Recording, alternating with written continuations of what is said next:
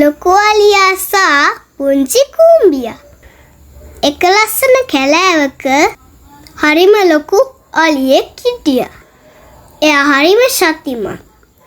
ඒත් එයාට තමන්ගේ ලොකුකම ගැන පොඩි ආඩම්බරයක් තිබුණා. ඒ කැලෑවම පුංචි කූඹියෙක් හිටියා. එයා ගොඩක් පොඩි වුණාට හරිම බුද්ධිමත්. දවසක් ඒ අලියා ගහක් යටින් යද්දී එයාගේ ලොකු කුලට කූඹියාගේ ගෙදර පෑගුණා.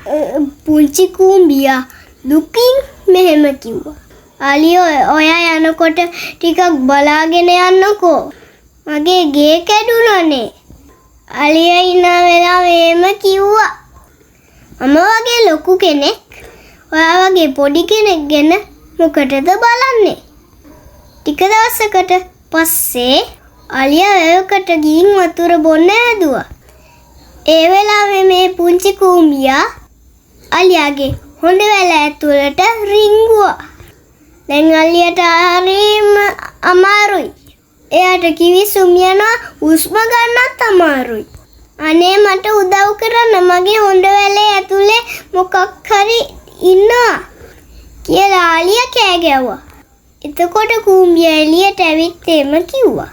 දැන් තේරුණාද කෙනෙක් පුංචි වුණාට එයාට ලොකු වැඩ කරන්න පුළුවන්. කාටවත් අඩු සැලකිලි කරන්න එපා.